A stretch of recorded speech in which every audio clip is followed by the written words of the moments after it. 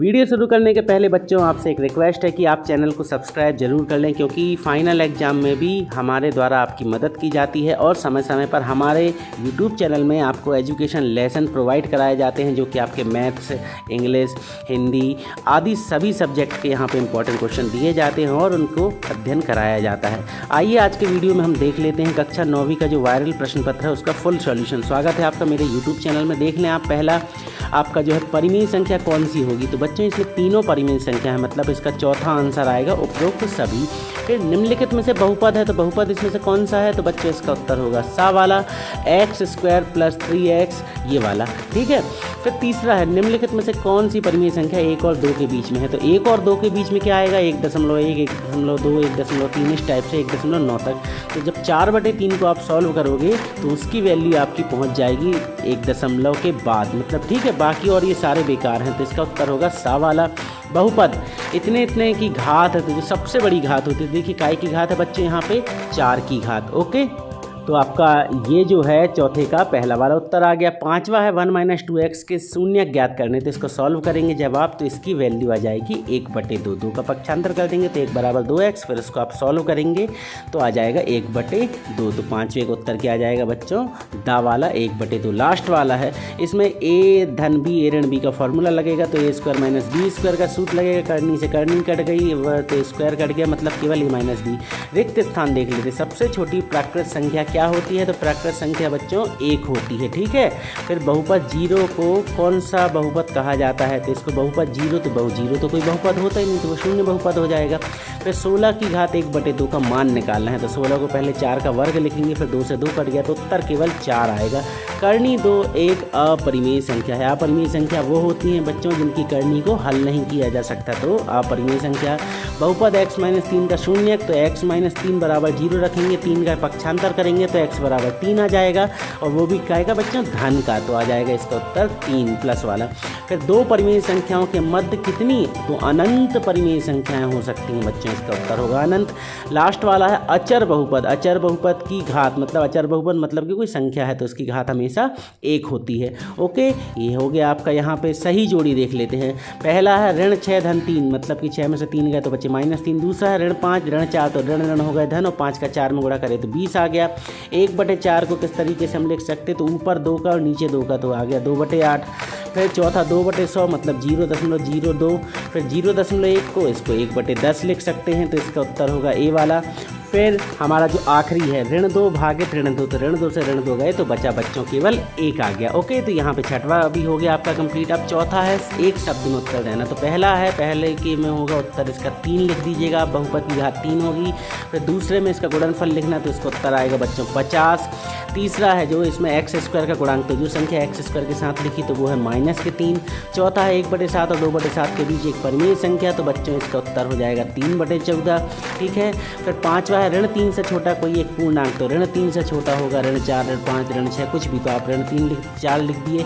फिर क्या शून्य एक परिमेय संख्या है, तो हाँ भाई साहब शून्य एक परिमेय संख्या है, उसे 0/1 लिख सकते हैं। फिर 3 की घात 0 का मान, तो x की पावर 0 का मान 1 होता है, तो 3 की घात 0 का मान भी 1 होगा। यहाँ पे आपके एक शब्द के उत्तर भी फिनिश हो गए। अब बारी आती है सत्य सत्य की। तो जो लिखा हुआ है 3 करनी 5 एक परिमेय संख्या है, तो हाँ नहीं गलत भाई साहब, ये असत्य है, ठीक है। फिर बच्चों दूसरा वाला है, इसमें आएगा इसका सत्य होगा दूसरा। तीसरा है, तीसरे का उत्तर आप देख लें वो भी सत्य है। चौथा है प्रत्येक प्राकृत संख्या एक पूर्ण संख्या होती है, जी हाँ सत्य है ये।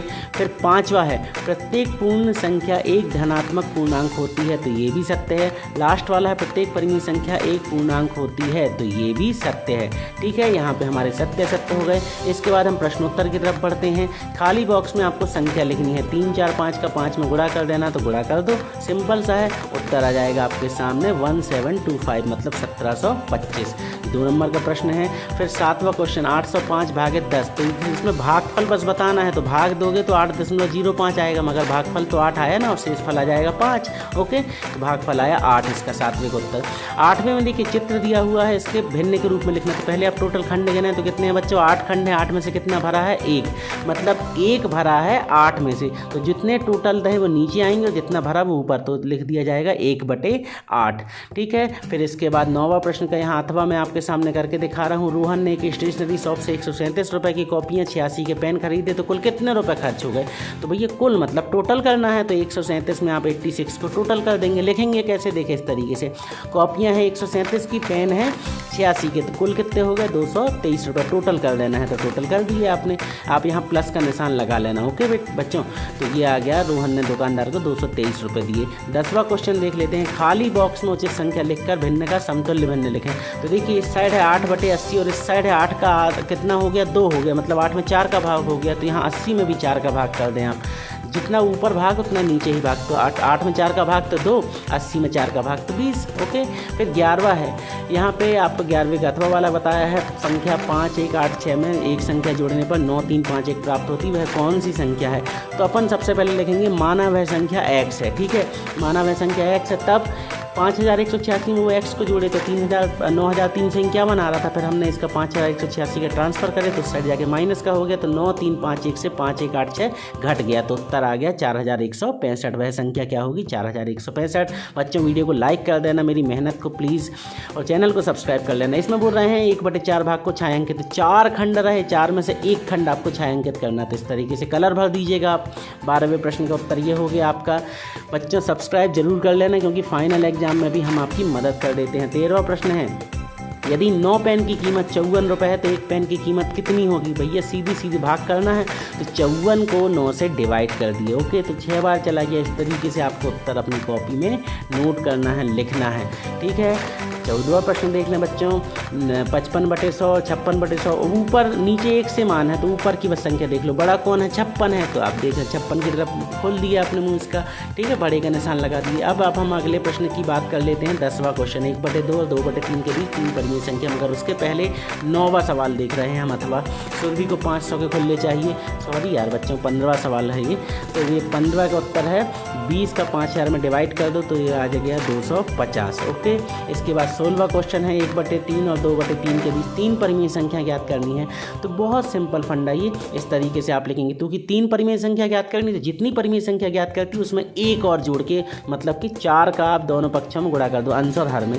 ठीक है, तो 1/3 में 4/4 का गुणा करें तो आ गया 4/12, और 2/3 में 4 का गुणा करें तो आ गया 8/12। अब 4/12 और 8/12, तो नीचे तो 12 है बच्चों दोनों में, तो उसको भूल जाओ। 4 से 8 के बीच में कौन कौन सी संख्या आएंगी, 5, 6, 7। ठीक है, तो ये आ गई 3 परिमेय संख्या, 4/12, 5/12। ओके, आपके सामने पूरा उत्तर कर दिया मैंने। अब बारी आती है 17वें क्वेश्चन की। तो 17वां देख लें आप, पहला वाला है, इसका 17वें का हम करके दिखा रहे हैं। x धन 5 x धन 10, इसको आपको सॉल्व करना था, पूरा आपको गुणनखंड करना है। देखें कैसे, इस तरीके से आप पूरा ये गुणा कर लेंगे। कैसे करना है वो मैंने आपसे पहले कहा, आप मेरे चैनल को सब्सक्राइब कर लें, क्योंकि हम जब आपको पढ़ाएंगे तब बहुत अच्छे से समझाएंगे इनको कि करना कैसे। अभी तो आप केवल एग्जाम के हिसाब से आप इनको तैयार कर लें। अगला है 18वां, देखें 18वें का उत्तर आपके सामने ये आ रहा है। 105 का 106 में गुणा करें, यहाँ पे लग गया बेटा सर्वसम का ax + a x + b वाली, तो x² + a + bx और प्लस ab। तो a b की वैल्यू तो 5 है और x का मान था 100। इस फॉर्मूले में पुट करें जब हमने सर्वसम में, तो इसका टोटल आंसर आ गया। ओके, फिर 19वां सवाल, निम्नलिखित को सरलतम रूप में लिखिए। तो कैसे लिखेंगे सरलतम रूप में, तो हमने इसका नीचे वाला कर दिए हैं। देखें ये 10/14 को सरलतम रूप में काट दिए, 5/7, 30/35 का 6/7 और 56/63 का 8/9। सरलतम मतलब कि जितना आप इजी कर सकते हैं, जितना आप कम कर सकते हो। ओके, 20वां क्वेश्चन, 5 धन करनी 5 और 5 ऋण करनी 5। फिर से वही फंडा, a धन b a ऋण b का फॉर्मूला लग गया। तो a धन b a ऋण b बराबर होता है बच्चों a² - b²। ये देखिए a² - b²। तो a² मतलब a की वैल्यू 5 थी तो 5 का स्क्वायर, b² मतलब करनी 5 का स्क्वायर, करनी से स्क्वायर कट गया तो बचा 25 - 5 मतलब 20 आ गया उत्तर। इसके बाद हम अगला क्वेश्चन देख लेते हैं। 21वां क्वेश्चन, रैखिक बहुपद और द्विघात बहुपद की डेफिनेशन। बहुत सिंपल था तो मैंने वो आपके सामने लिख दिया है। कोई एक करना था, आपको करके बता दिया मैंने। रैखिक बहुपद की ये है डेफिनेशन, द्विघात बहुपद की ये है डेफिनेशन। पूरा स्पष्ट है बच्चा, चैनल को सब्सक्राइब कर लो, क्योंकि अभी आपके एग्जाम फिनिश हो जाएंगे, फिर आप भूल जाओगे क्या क्या नहीं, इसलिए आपको अगली बार याद नहीं रहा चैनल तो कम से कम आपके सब्सक्रिप्शन में पड़ा रहेगा। ठीक है बच्चों, तो 22वां क्वेश्चन देख लेते हैं। 22वां का हमने यहाँ पे पहला ही हल किए हैं, 2 की घात 2/3 इंटू 2 की घात 1/3। जब आपकी देखिए 2 मतलब कि हर समान है तो घातें आपस में जुड़ जाती हैं। a की पावर m प्लस a की पावर n का फॉर्मूला लगेगा, इस तरीके से आप सॉल्व कर देंगे 2/3 धन 1/3 लगा के। यहाँ पे इसमें भी ऐसा ही फार्मूला लगेगा, मगर यहाँ पे क्या है, बटे में है तो माइनस का फार्मूला लगेगा। फिर इसको आप सॉल्व कर देंगे, आ गया आंसर। फिर 23वां क्वेश्चन देख लीजिए। सत्यापित कीजिए कि 2 जीरो के ऊपर इतने के शून्यक हैं। तो बच्चों यहाँ पे आपके सामने ये 23वां क्वेश्चन का उत्तर आ रहा है, पूरा आप देख लें। वीडियो पसंद आए वीडियो को लाइक कर देना, चैनल को सब्सक्राइब कर देना, अपने दोस्तों को भी हमारा वीडियो शेयर कर देना। और हाँ, यूट्यूब चैनल वाले आपकी थोड़ी बहुत मदद कर देते, अच्छी बात, मगर आप लोग अपनी मदद भी करना सीखें, खुद पढ़ें और पढ़ते रहिए, बढ़ते रहिए, जैसा कि हमारा सिंबल है चैनल का। तो आपके साथ हमारी यही प्रार्थना है कि आप भी पढ़ते रहें और बढ़ते रहें। मिलते हैं बहुत जल्द अपने अगले पेपर के क्वेश्चन आंसर के साथ में, तब तक के लिए विदा दीजिए मुझे, गुड बाय।